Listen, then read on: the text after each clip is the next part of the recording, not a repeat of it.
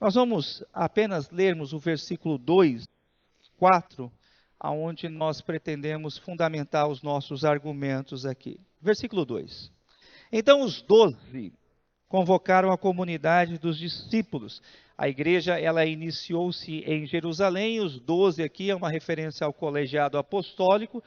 Judas havia tirado a sua própria vida e Matias havia sido eleito em seu lugar. Diz assim: não é razoável que nós abandonemos a palavra de Deus para servir às mesas. Servir às mesas aqui, amados irmãos, apenas só para uma nota explicativa, significa cuidar dos necessitados. Então havia uma questão na igreja de Jerusalém, que algumas viúvas elas estavam sendo esquecidas do cuidado da igreja.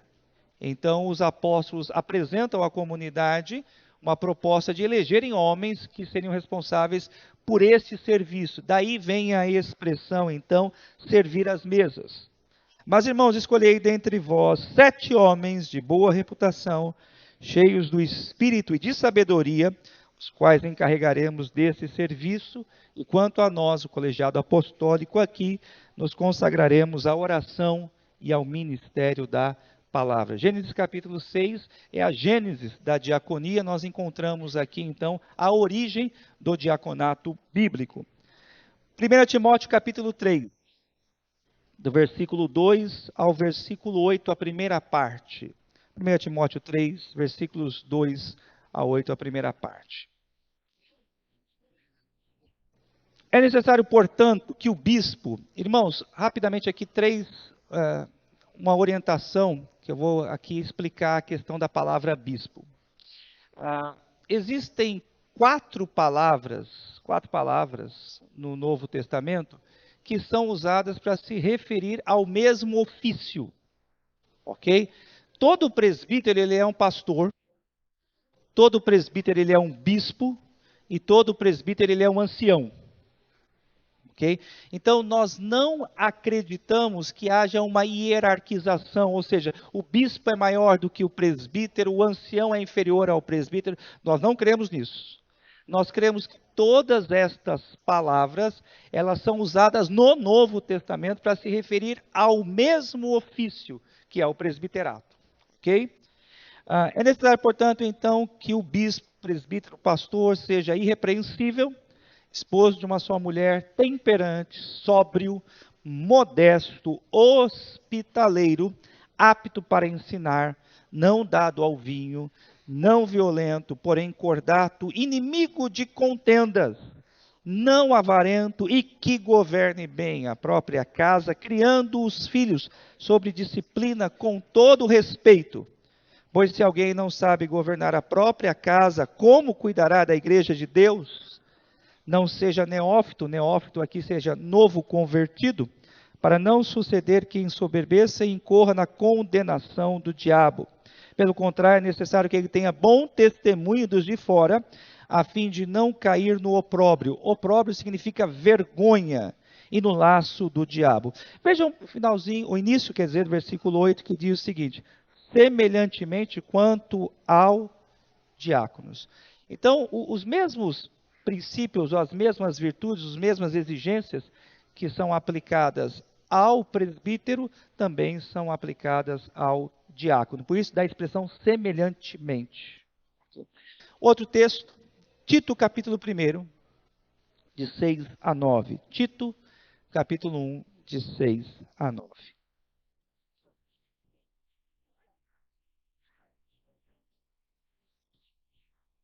Versículo 6. Alguém que seja irrepreensível, falando ao presbítero, marido de uma só mulher, que tenha filhos crentes, que não são acusados de dissolução, nem são insubordinados, porque é indispensável que o bispo seja irrepreensível como despenseiro de Deus.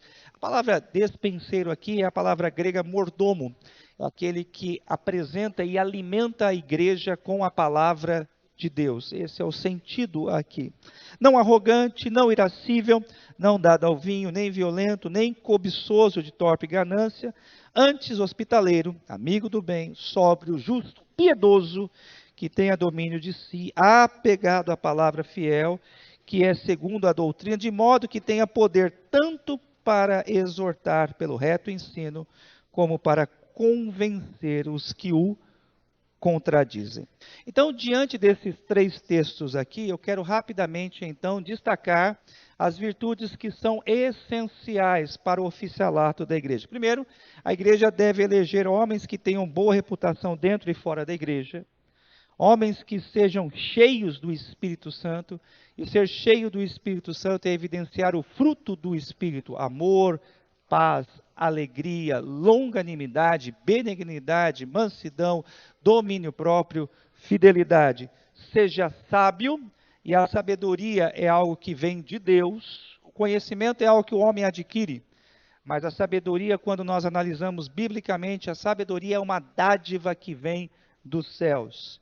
Que não se encontre em condição de ser repreendido pela comunidade, ou seja, alguém que esteja vivendo numa situação de pecado, e esta pessoa então não se arrepende e ela permanece no pecado. Se alguém se encontra nessa condição, essa pessoa está desqualificada para o exercício do oficialato. Possua um casamento estável, seja temperante, não irascível, que não ame o dinheiro. A avareza significa amor ao dinheiro. E o amor ao dinheiro, o dinheiro em si não é o problema, mas o amor ao dinheiro é a raiz de todos os males. Seja lúcido, né? Seja consciente das coisas, consciente daquilo que fala, piedoso, tenha comunhão com Deus, que a igreja possa ver na vida desse homem um relacionamento íntimo e pessoal com o Senhor. Seja modesto, não arrogante e soberbo. Seja hospitaleiro e esteja sempre pronto a receber aqueles que precisam. Seja apto para ensinar a igreja publicamente e individualmente. Essa exigência não se aplica ao ofício da diaconia, ok? Mas ao presbítero, sim. O presbítero é aquele que precisa estar pronto e preparado a instruir a igreja publicamente e também particularmente. Não tenha vícios, não seja violento, seja cordato, pacificador, seja justo, trate as pessoas da mesma forma, sempre lembrando, irmão, isso aqui é muito importante. Infelizmente, a gente tem visto a cultura da política adentrando a igreja. Presbíteros não são representantes de famílias. Presbíteros não são representantes de segmentos, não são representantes de grupos. Presbíteros não são representantes de jovens, representantes dos homens, dos idosos. Não. Presbíteros são representantes do interesse de quem? De Cristo. Os presbíteros representam o interesse de quem? De Cristo. E talvez até vocês se assustem com isso. Muitas vezes o interesse da igreja é um, mas o interesse de Cristo é outro. E quem deve conduzir a igreja na direção certa são os presbíteros, por meio do ensino. Então é muito importante que a igreja entenda.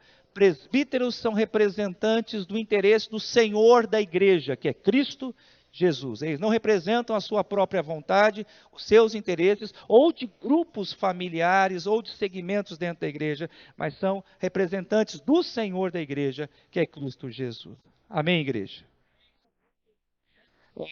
Seja pacificador, amigo do bem, que governe bem a sua própria casa. É importante que esse princípio seja destacado, que se aplica tanto ao presbiterato quanto ao diaconato. O nosso ministério começa onde? Em casa. Se o presbítero ou o diácono não governa bem a sua própria casa, ele não pode governar a igreja de Deus. E terminando, tenha filhos crentes. Uma exigência para o oficialato é ter filhos crentes, que dão um bom testemunho, que servem ao Senhor e que professam a fé em Cristo Jesus. São exigências estabelecidas pela palavra de Deus. Uma questão muito importante. Irmãos, se o Senhor Deus permitir, na sexta-feira eu vou me submeter a uma cirurgia nas vistas. E não é um procedimento tão simples assim, é um procedimento bem delicadinho. Eu tive um AVO, acidente vascular oftalmológico. Então, essa minha vista aqui é um borrão. Eu tenho esse aqui. Esse aqui tá bom, graças a Deus. né? Para o ministério pastoral, o pastor ele precisa ter visão, precisa enxergar. Como é que um pastor vai cuidar da igreja se ele não enxergar? E eu entendo perfeitamente que se o Senhor me quiser no ministério, ele há de conservar as minhas vistas. Quando o Senhor quer conservar um servo dele no ministério, ele conserva o casamento. E ele conserva os filhos na presença do Senhor. A família é a base do oficialato na igreja de Cristo Jesus. E nós não podemos, em forma nenhuma, ficar fazendo ginásticas teológicas para querer justificar princípios que estão estabelecidos claramente na palavra de Deus. O ministério de todo pastor, presbítero e diácono começa dentro da sua própria casa. Se ele não governa bem a sua própria casa, como governará a igreja de Deus? Amém, igreja?